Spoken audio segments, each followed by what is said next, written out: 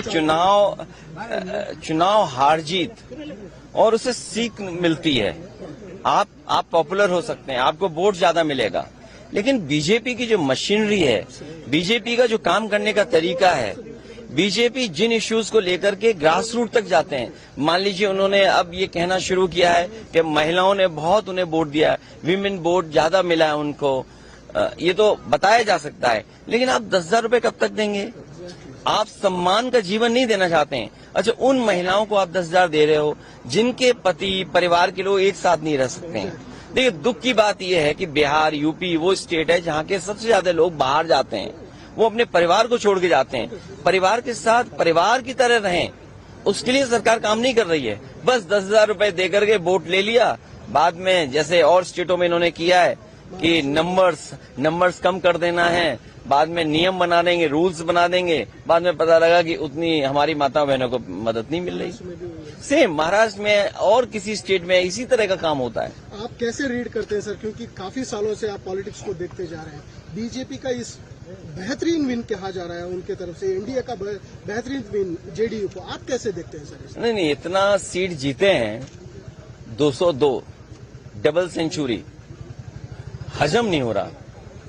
I am not able to understand कि भाई ये रिजल्ट कैसे, अगर 202 आ सकते हैं, तो जिस स्टेट में ज्यादा सीटें हैं, तो अगर 70%, 80% सीटें कोई पॉलिटिकल पार्टी जीत सकती है, तो दूसरी पॉलिटिकल पार्टी भी 90% लोगों के साथ काम करके, 90% लोगों के साथ काम करके, मैं समझता हूं उनसे बेहतर परफॉर्म कर सकते हैं। क्योंकि अगर ये बेंचमार्क है, तो इस बेंचमार्क को तो क्रॉस करना ही करना है हमें। लेकिन सर, जिस तरह से, एक लास्ट क्वेश्चन सर, आप इस इलेक्शन से क्या सबक सीख सकते हैं, या टीएमसी हो, जेडीयू हो, आप मेनली आरजेडी हो, या आपके एसपी तो बड़ी तगड़ी पार्टी है यूपी में, क्या एक सबक है कि किस दिशा में जाना चाहिए नेक्स्ट इलेक्शन में? यूपी में हम लोगों ने हार से ही सीखा है, और हार से ही सीखने का मौका मिलता है। जब आप बिल्कुल नीचे पहुंच जाते हैं, तब आपको लगता है कि वो ऊंचाई पर कैसे पहुंचे हैं। हम हारे थे, मुझे याद है, हमें 5 सीट मिली थी, मैं सरकार नहीं बना पाया, और उसके बाद डबल इंजन, उन दोनों डबल इंजनों को हमने हराया, और ऐसी ऐसी सीटें वो हारे हैं, अभी भी शायद वो कल्पना नहीं कर सकते। अभी बिहार की जीत यूपी की जीत को बराबरी नहीं कर सकता। यूपी की जीत अलग जीत है, बिहार की जीत अलग जीत है। आप बिहार जीत सकते हैं, लेकिन यूपी की जो हार हुई है, उसको अभी हार में जीत में बदलने में समय है।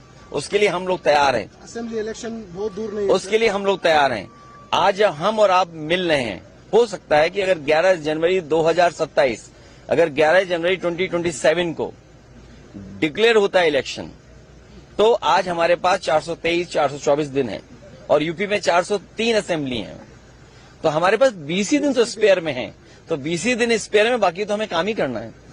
सर, बेंगलुरु एक बड़ा उम्मीद लेके आए हैं, कैंपेन आपने शुरू किए हैं, क्या सोच रहे हैं सर? देखिए, ये मैंने जैसे शुरू में कहा आपसे कि ये एयरपोर्ट, ये जगह वो है जहां से मैं ऑटो से जाकर के और मैसूर के लिए बस पकड़ता था। अब तो एयरपोर्ट भी बदल गया, वो जो बस स्टैंड में जो कभी कभार बसें मिल जाती, वो बस स्टैंड भी कितना बड़ा हो गया है। बेंगलोर में वहां पहुंचने पर 45 मिनट लगते थे, आज शायद ज्यादा समय लगेगा। पीएम एक बात बोले हैं सर कि ये रीजनल पार्टी से, कांग्रेस से, ये इन फाइटिंग से डर रही है, ये खुद टूटने वाली पार्टी से टूट भी सकती है। आप क्या कहेंगे सर इसको? उसमें इतना ही कहना है कि वो हमारी यूपी में एक मुख्यमंत्री हैं, 2 मुख्यमंत्री वो हैं जो हटाना चाहते हैं मुख्यमंत्री को। दिल्ली में 1 में 2 में लड़ाई है, 2 1 बनना चाहते हैं। इसीलिए आपने देखा होगा बहुत सारे ऐसे सवाल खड़े होते हैं जिनका जवाब सरकार को ही देना है, और वो विपक्ष से पूछते हैं। घुसपैठिए आ गए, 11 साल से सरकार किसकी है?